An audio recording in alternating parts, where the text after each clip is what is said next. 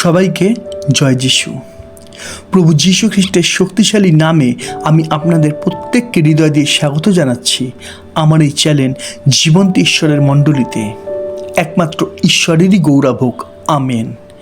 যারা নতুন তাদের জন্য বলে রাখি যে আমি সোম থেকে শনিবার পর্যন্ত ঈশ্বরের বাক্যের প্রচার করি ও শিক্ষা দিই। আর প্রতি রবিবার আমি প্রার্থনা করি, যে প্রার্থনাগুলো আমাকে কমেন্টে দেওয়া হয়ে থাকে। তবে দুটো বিষয়ে মনোযোগ দেবেন। এক, প্রার্থনা নিবেদন দেওয়ার সময় সোমবার থেকে শনিবার দুপুর 12টা পর্যন্ত।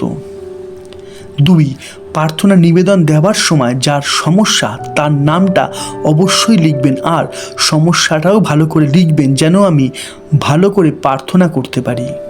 আশা করি এতদূর পরিষ্কার। আসুন আমরা প্রার্থনা করে আজকের অনুষ্ঠান শুরু করি। প্রভু, তোমায় ধন্যবাদ দিই তোমার দয়া ও তোমার মহাকরুণার জন্য। প্রভু গো, আমি প্রার্থনা করি তুমি তোমার এই মণ্ডলীর প্রত্যেকটা সদস্যদের হৃদয় খুলে দাও, যেন তোমার এক একটা বাক্যের নিগুড় তত্ত্ব তারা বুঝতে পারে। এই প্রার্থনা আমি খ্রিস্ট যিশুর নামে চাইলাম, আমেন।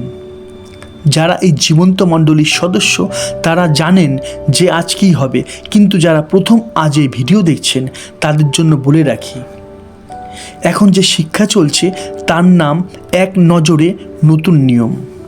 আমি আগের দিন অর্থাৎ পর্ব 131-এ নতুন নিয়মের প্রথম 7টা বই সম্বন্ধে জানিয়েছিলাম। তাই যারা দেখেননি তারা অবশ্যই পর্ব 131টা দেখুন, কেননা পরপর দেখলে বুঝতে অনেক সুবিধা হবে। আশা করি এতদূর পরিষ্কার। তাহলে শুরু করা যাক আজকের বিষয়, এক নজরে নতুন নিয়ম 2। আগের দিন আমরা মথি, মার্ক, লুক, যোহন, পেরিত, রোমিও আর প্রথম করন্থীয় এই 7টা পুস্তক সম্বন্ধে জেনেছিলাম। তাই আজ আমি এর পর থেকে শুরু করতে চলেছি। আমি আগেই বলেছি বিষয়টা খুবই মজাদার হতে চলেছে তাদেরই জন্য যাদের মধ্যে কিছু পাওয়ার, কিছু খোঁজার আর কিছু জানার ইচ্ছা আছে। যেমন লেখা আছে, আমরা দেখি মতি 7 অধ্যায় 7-8 পদে, যাচনা করো তোমাদেরকে দেওয়া যাইবে, অন্বেষণ করো পাইবে, দ্বারে আঘাত করো তোমাদের জন্য খুলিয়ে দেওয়া যাইবে। কেননা যে কেউ যাচনা করে সে গ্রহণ করে, এবং যে অন্বেষণ করে সে পায়, আর যে আঘাত করে তাহার জন্য খুলিয়ে দেওয়া যাইবে। হালেলুইয়া। এইবারে আমি আসি নতুন নিয়মের 8 নম্বর বইতে, 2 করন্থীয়। এই পুস্তকে মোট 13টা অধ্যায় আছে। এই পুস্তকের লেখক পেরিত পৌল। এই পুস্তকের উদ্দেশ্য পৌলের অধিকার ও খ্রিস্টের শিক্ষা। এই পুস্তক লেখা হয়েছিল আনুমানিক 57 খ্রিস্টাব্দে। পৌল করন্থীয়দের কাছে প্রথম চিঠি লেখার 1 বছরের মধ্যেই এই দ্বিতীয় চিঠি লেখেন। পৌলের সমস্ত চিঠির মধ্যেই এই চিঠিতে তার কষ্টের কথা বেশি করে লেখা আছে, যেন আমরা পড়ে বিশ্বাসে মজবুত হতে পারি। অনেক মানুষই তাকে পেরিত বলে মানতে চায়নি। সেই প্রশ্নের জবাবে তিনি এই চিঠি লিখেছিলেন। তিনি করন্থীয়তে যাবে বলেই ঠিক করেছিলেন, যা আমরা দেখতে পাই 2 করন্থীয় 1 অধ্যায় 12 পদের হেডলাইনে। তিনি এই চিঠির মাধ্যমে স্বেচ্ছায় দানের বিষয়, তার পেরিতত্ব ও ক্ষমতার বিষয় ও সুন্দরভাবে চালচলনের আদেশ দিয়েছিলেন, যা আমরা দেখতে পাই 2 করন্থীয় 8 অধ্যায় 1 থেকে 6 পদে, 10 অধ্যায় 1 থেকে 13 পদে, 13 অধ্যায় 11 থেকে 13 পদে। এইবারে আমি আসি নতুন নিয়মের 9 নম্বর বইতে, গালাতীয়। এই পুস্তকে মোট 6টা অধ্যায় আছে। এই পুস্তকের লেখক পেরিত পৌল। এই পুস্তকের উদ্দেশ্য ঈশ্বরের অনুগ্রহেই পরিত্রাণ। এই পুস্তক লেখা হয়েছিল আনুমানিক 58 খ্রিস্টাব্দে। পৌল গালাতীয় মণ্ডলীর জন্যই এই পুস্তকটি লিখেছিলেন, যা বর্তমানে এশিয়ার মাইনরের কেন্দ্রস্থলে অবস্থিত। পৌল এই চিঠির দ্বারা বুঝিয়েছিলেন যে মানুষ বিশ্বাসের দ্বারাই ধার্মিক গণিত হয়, ব্যবস্থার দ্বারা নয়। কেননা ব্যবস্থা পালনের মাধ্যমে পরিত্রাণ নেই, যা তিনি এই চিঠির দ্বারা বারংবার বুঝিয়েছেন ও সতর্ক করেছেন, যা আমরা দেখতে পাই গালাতীয় 3 অধ্যায় 1 থেকে 29 পদে। এই মণ্ডলী সত্য থেকে অন্য পথে চলে যাওয়ার দরুন তিনি এই চিঠি লেখেন, যা আমরা দেখতে পাই গালাতীয় 1:6-9 পদে। পৌল যে একজন সত্যিকারের প্রেরিত তা ওখানকার কিছু মানুষ মানতে চাইছিল না, যা আমরা দেখতে পাই গালাতীয় 1:10-12 পদে।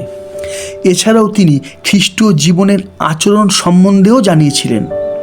এইবারে আমি আসি নতুন নিয়মের 10 নম্বর বই ইফিসীয়। এই পুস্তক মোট 6টা অধ্যায় আছে। এই পুস্তকের লেখক প্রেরিত পৌল। এই পুস্তকের উদ্দেশ্য খ্রিস্টের দেহ জীবন্ত ঈশ্বরের মণ্ডলী। এই পুস্তক লেখা হয় আনুমানিক 60 খ্রিস্টাব্দে। এই চিঠিটা পৌল ইফিসীয় মণ্ডলীর জন্য লিখলেও চিঠিটা আশেপাশের মণ্ডলীতেও প্রচারিত করা হয়, যা আমরা দেখতে পাই প্রেরিত 19 অধ্যায়। ইফিসীয়তে পৌল 3 বছর ছিলেন, যা আমরা দেখতে পাই প্রেরিত 19 অধ্যায় 8-41 পদে। রোমে জেল থেকে আনুমানিক 60 খ্রিস্টাব্দে তিনি এই চিঠি লেখেন। জেলের মধ্যে থেকে যে চিঠিগুলো তিনি লিখেছিলেন তাদের মধ্যে এই চিঠি হচ্ছে প্রথম, যা আমরা দেখতে পাই প্রেরিত 20 অধ্যায় 25-27 পদে। পৌল এই চিঠি তুখিকের হাত দিয়ে ইফিসীয় মণ্ডলীকে পাঠিয়েছিলেন, যা আমরা দেখতে পাই ইফিসীয় 6 অধ্যায় 21-22 পদে। এইবারে আমি আসছি নতুন নিয়মের 11 নম্বর বই ফিলিপিও। এই পুস্তকে মোট 4টে অধ্যায় আছে। এই পুস্তকের লেখক প্রেরিত পৌল। এই পুস্তকের উদ্দেশ্য খ্রিস্টীয় জীবনের অভিজ্ঞতা। এই পুস্তক লেখা হয় আনুমানিক 60 খ্রিস্টাব্দে। পৌল রোমের জেল থেকে এই চিঠি লিখেছিলেন। প্রচার করতে গিয়ে পৌল তার দ্বিতীয় যাত্রায় ফিলিপিওতে গেছিলেন। ফিলিপিও ও লিডিয়া জেলার কিছু মানুষ খ্রিস্টকে গ্রহণ করেছিলেন, যা আমরা দেখতে পাই প্রেরিত 16 অধ্যায় 12 পদে ও প্রেরিত 16 অধ্যায় 14-34 পদে। তাদের উদ্দেশ্যে পৌল এই চিঠি লিখেছিলেন।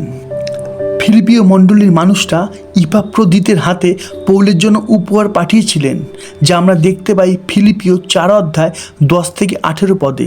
তার জন্য কৃতজ্ঞতা জানাতেও তিনি এই চিঠি লেখেন। এই চিঠি সেই সব খ্রিস্টানুসারীদের জন্যও লেখা যাদের পৌল খুব স্নেহ করতেন, যা আমরা দেখতে পাই 2 করন্থীয় 8 অধ্যায় 1-6 পদে।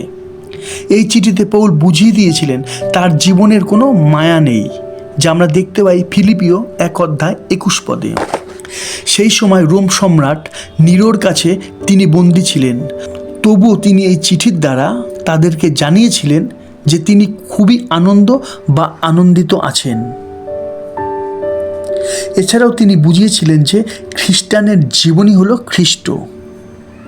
হ্যাঁ, খ্রিস্টানের জীবনই হলো খ্রিস্ট, যা আমরা ফিলিপিও 1 অধ্যায় 8-30 পদে দেখতে পাই।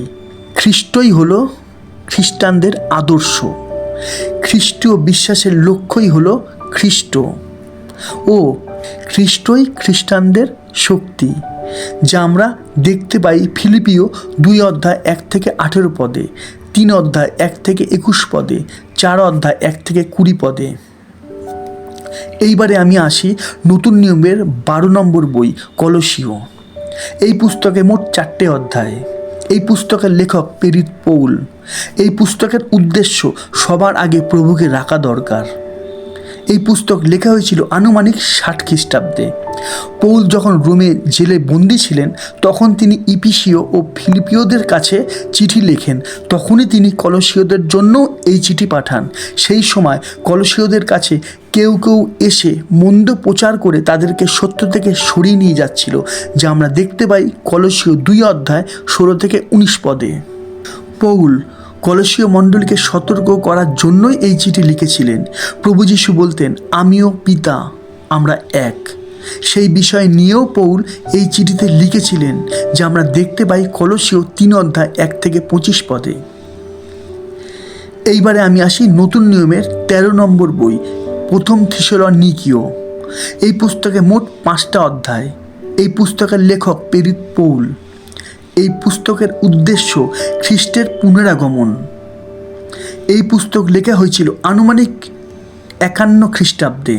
পৌল থিসলনিকীয়তে যাওয়ার কিছুদিন পরে তিনি এই চিঠি লেখেন, যা আমরা দেখতে পাই প্রেরিত 17 অধ্যায় 1 থেকে 10 পদে। তিনি যখন প্রচার করার জন্য দ্বিতীয় যাত্রা করেন, তখন তিনি থিসলনিকিওতে যান ও সেইখানে প্রচার করতে থাকেন। সেই সময় সেইখানকার মানুষজন পৌলকে হত্যা করার চেষ্টা করেছিল, কিন্তু সেইখানকার বিশ্বাসীরা পৌলকে লুকিয়ে রাত্রিবেলা বিরোয়াতে পাঠিয়ে দেন, যা আমরা দেখতে পাই প্রেরিত 17 অধ্যায় 10 পদে। পৌল এথেন্স থেকে তিমথিওকে থিসলনিকিওতে পাঠান। তিমথিও সেইখান থেকে এসে তাদের বিশ্বাস ও প্রেম সম্বন্ধে পৌলকে জানান, যার ফলে পৌল খুবই খুশি হয়ে এই চিঠি লেখেন। তিনি যে সত্য প্রচার করতেন তা তিনি এই চিঠির দ্বারাও কিন্তু বুঝিয়ে দিয়েছিলেন। থিসলনিকীয় মণ্ডলী খ্রিস্টের পুনরাগমন সম্বন্ধে কিছু প্রশ্ন করায় তিনি সেই সব প্রশ্নের উত্তর এই চিঠির মাধ্যমে দিয়েছিলেন, যা আমরা দেখতে পাই প্রথম থিসলনিকীয় 4 অধ্যায় 13 থেকে 18 পদে আর 5 অধ্যায় 1 থেকে 24 পদে। তাহলে এখনো পর্যন্ত আমরা নতুন নিয়মের 1 থেকে 13 নম্বর বই অর্থাৎ মথি থেকে প্রথম থিসলনিকীয় সম্বন্ধে জানতে পারলাম, তাই না? কিন্তু সময়ের অভাবের জন্য আমি আজ এখানে এই অনুষ্ঠান শেষ করছি। আজ শনিবার, কাল রবিবার প্রার্থনা সভা। কাল আমি সবার জন্য প্রার্থনা করব, তাই সোমবার থেকে আমি আবার এই বিষয় নিয়ে আসব। অর্থাৎ সোমবারের টপিক থাকবে এক নজরে নতুন নিয়ম 3। ঈশ্বর প্রত্যেককে প্রভুর বাক্যকে জানার খিদে আর তৃষ্ণা দিন। আমেন। আজ এতটাই। আবার দেখা হবে ঈশ্বরের জীবন্ত বাণীর নতুন কোনো শিক্ষা নিয়ে। ততক্ষণ সবাইকে জয় যিশু, জয় যিশু, জয় যিশু।